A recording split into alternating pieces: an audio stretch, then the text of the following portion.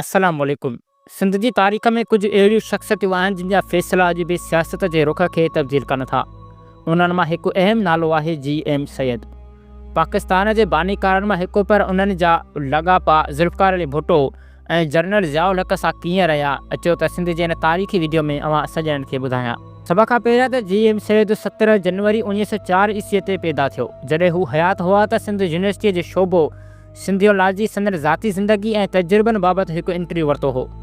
उन इंटरव्यू में GM Syed general Ziaul हक़ ऐं ज़ुल्फ़िकार अली भुट्टो जी शख़्सियतनि जो भेटो पिणु कयो। GM सैयद ज़ुल्फ़िकार अली भुट्टो खे तंग दिल ऐं जनरल ज़ियाउल हक़ खे पंहिंजो मोहसिन सम्झंदा हुआ। हिन जनरल ज़ियाउल हक़ खे गुज़िरियल 250 सालनि में पंजाब जी अहम शख़्सियतनि मां हिकु करार ॾिनो हो। संदनि भुट्टो जे वालिद शाहनवाज़ भुट्टो सां बि सुठा लाॻापा हुआ। GM सैयद ॿुधाइनि था त भुट्टो खे चाचो सॾींदो हो ऐं संदनि घर अचणु वञणु कंदो हो। हुकूमत ठाहिण में हिन वली ख़ान जी मदद हासिल कई हुई, पर GM सैयद खे शिकायत हुई त भुट्टो खे इलाज लाइ ॿाहिरि वञण जी इजाज़त न ॾिनी। GM सैयद इंटरव्यू में चवे थो त मूं भुट्टो खे चयो त बीमार आहियां, ॿाहिरि इलाज लाइ वञण जी इजाज़त ॾियो। हिन चयो फिलाणो कमु मुकमल करियो, रत जा टेस्ट बि कराया, कपिड़ा बि ठाराया, 20 खां 25,000 रुपया ख़र्च बि थियो। पोइ मूं वरी इजाज़त घुरी, पर हिन को जवाबु न ॾिनो। आख़िरकार चयाईं त तूं केरु थिए थो जेको सिधो दरख़्वास्त ॾियण वारो आहीं। इहा संदसि घटि ज़रफ़ी हुई। GM सैयद जो चवणु हो त जनरल ज़ियाउल हक़ उन्हनि जी मुखालफ़त में हो, पर जॾहिं हुन पश्तून अॻुवाण ख़ान अब्दुल गफ़ार ख़ान जी इयादत लाइ इजाज़त घुरी त 20 ॾींहं अंदरि इजाज़त मिली वई।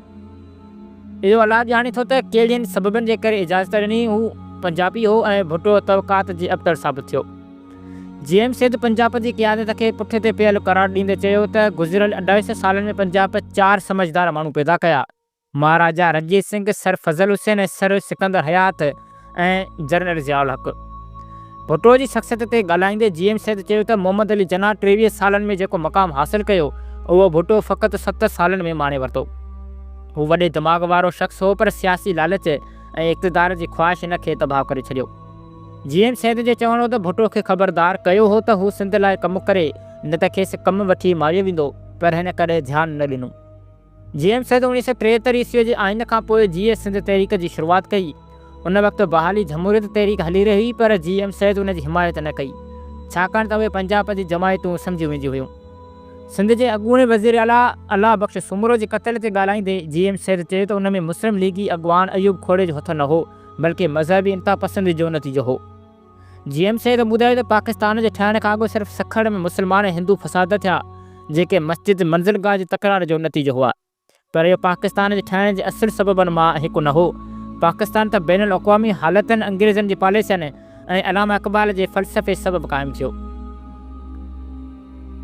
GM सैयद जी ज़िंदगी तारीख़ जो हिकु अहम बाबु आहे, जेको असांखे सियासत उसूलनि ऐं क़यादत जे मुख़्तलिफ़ पासनि खां रोशनास करे थो। उन्हनि जा फ़ैसिलनि जा असर अॼु बि सिंध जे सियासी तारीख़ में नुमाया आहिनि। जेकॾहिं तव्हांखे हीअ वीडियो पसंदि आई त लाइक कयो ऐं सब्सक्राइब ज़रूरु करियो ऐं पंहिंजा राया कमेंट्स में ज़रूरु शेयर कयो। त मिलंदासीं अहिड़ी दिलचस्प हिस्ट्रिकल वीडियो में। तेसिताईं असांखे ॾियो इजाज़त। अल्लाह हाफ़िज़।